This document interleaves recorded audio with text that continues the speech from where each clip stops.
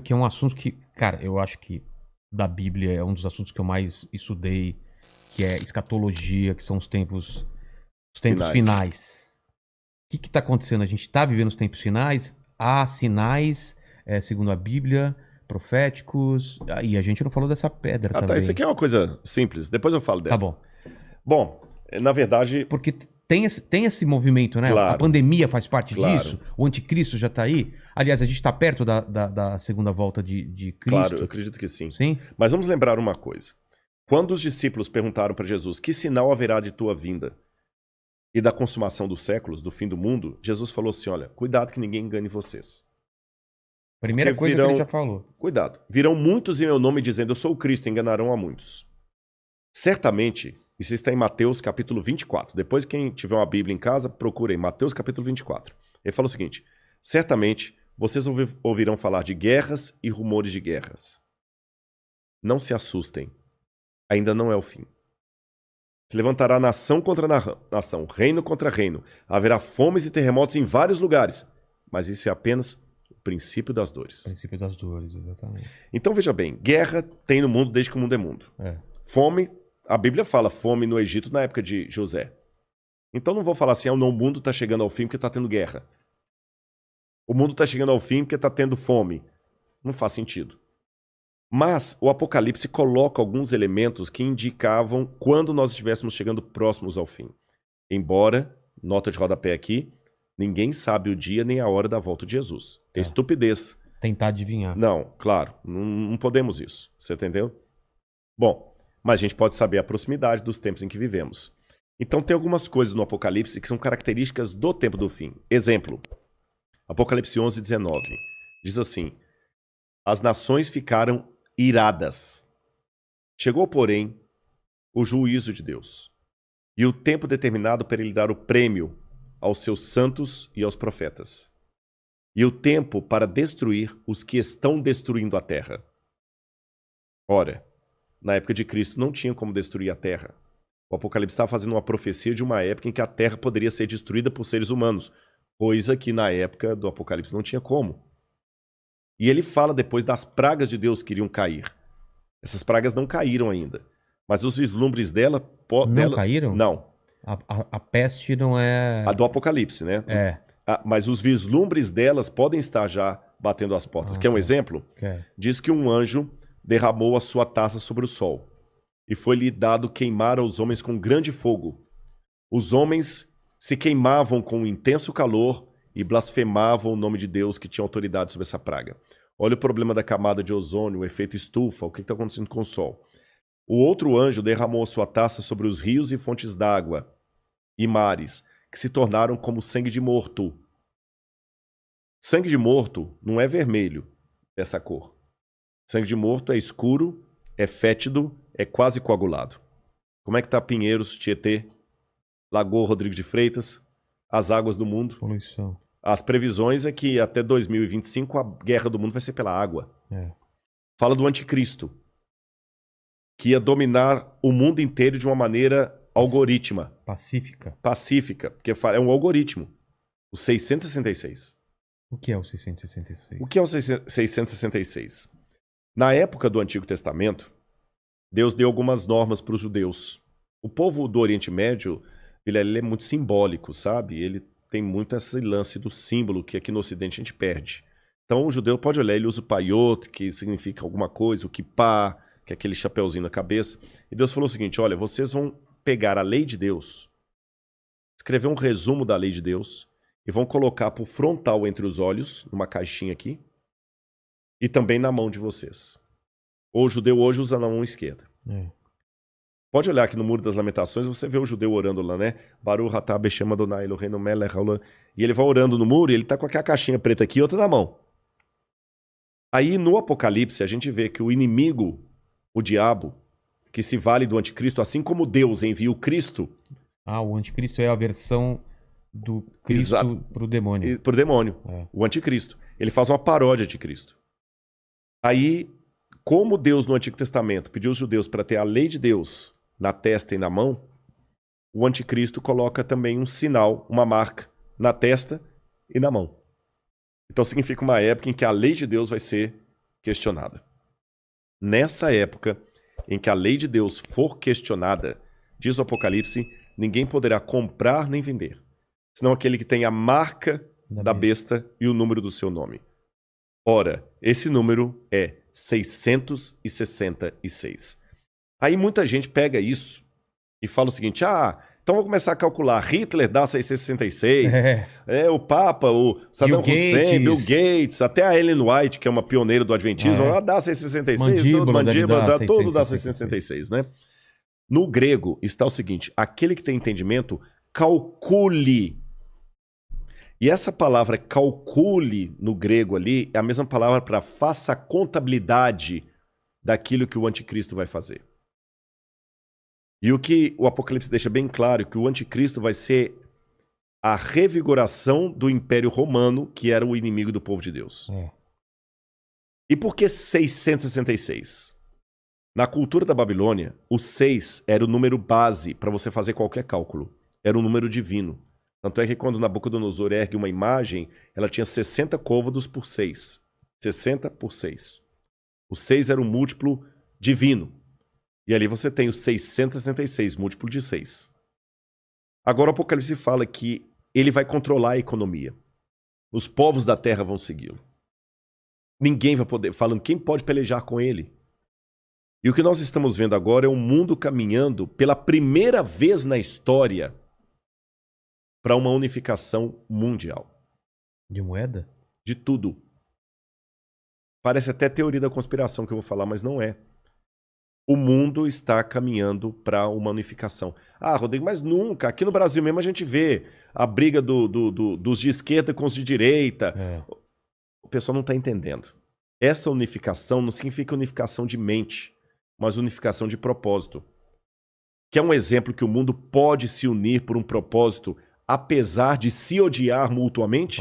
A pandemia. Exatamente. O Irã está usando máscara, Israel também está usando máscara.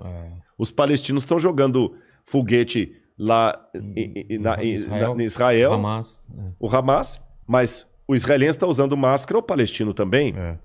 O egípcio está usando álcool em gel, o iraniano está usando álcool em gel, o americano está usando álcool em gel, o russo está usando álcool em gel, então o Putin está usando álcool em gel.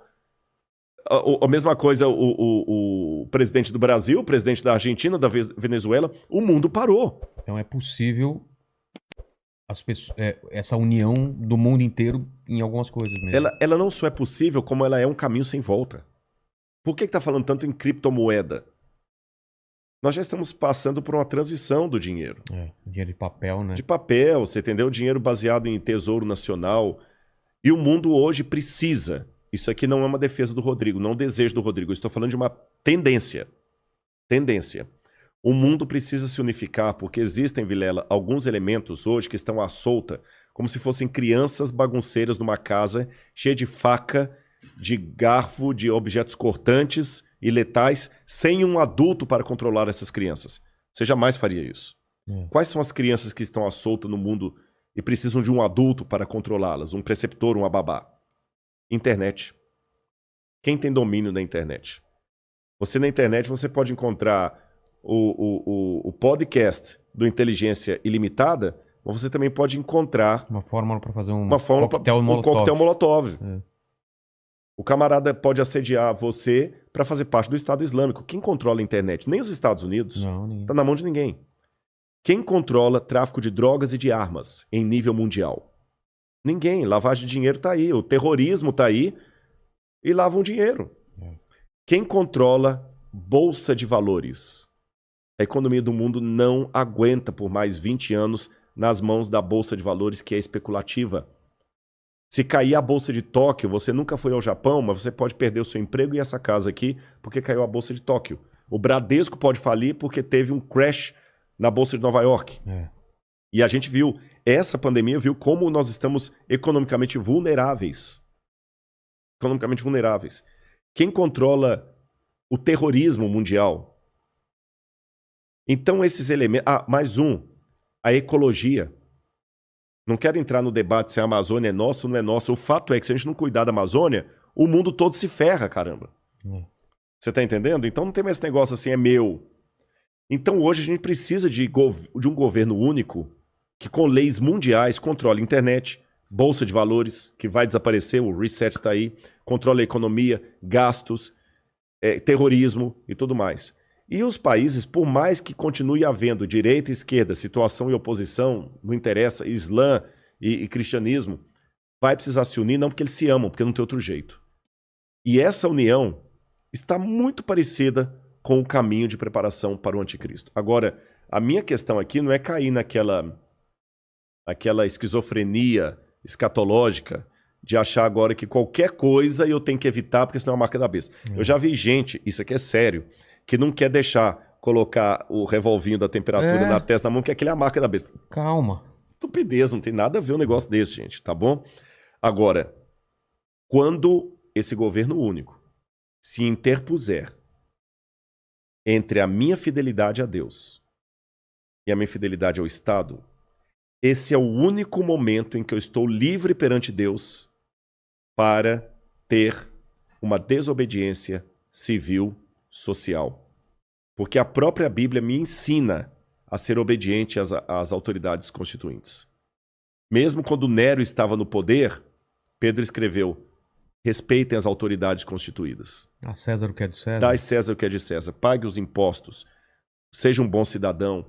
Que a crise não venha por culpa de vocês. A Bíblia me ensina a ser um bom cidadão.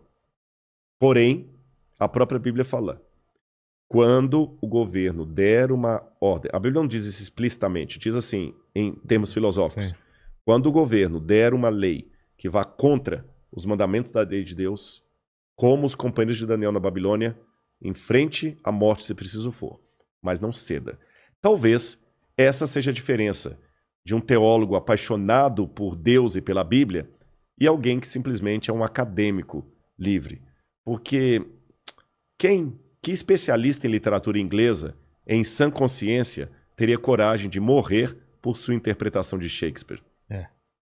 Mas a Bíblia é um livro que já levou muitos ao martírio para não abrir mão daquilo que a Bíblia ensina. Falou que a segunda vinda de Cristo está próxima.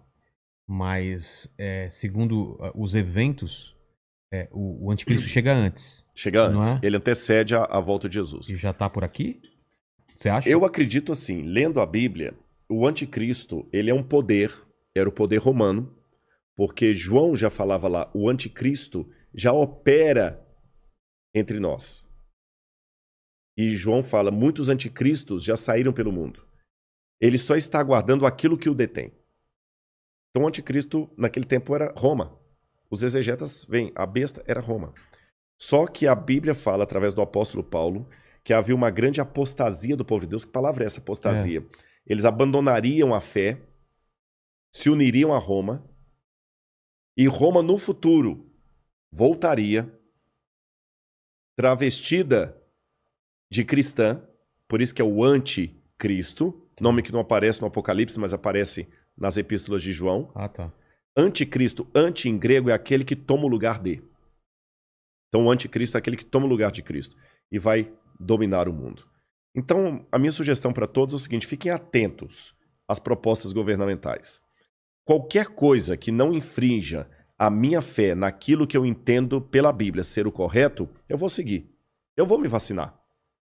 Eu não vou ficar caindo em teoria da conspiração. Mas a vacina é uma maneira de aniquilar 1/3 da humanidade. Eu acho que vai ser muito mais fácil Eu vou me vacinar. Só não vou tomar a Coronavac, né? Que está questionada aí, senão eu não posso entrar em Israel. Mas eu vou me vacinar. Israel não aceita. Não aceitou. Muitos países da Europa não aceitam a Coronavac, né? Lamento o Butantan aí, mas a menos que mude o cenário, a Coronavac não está sendo aceita.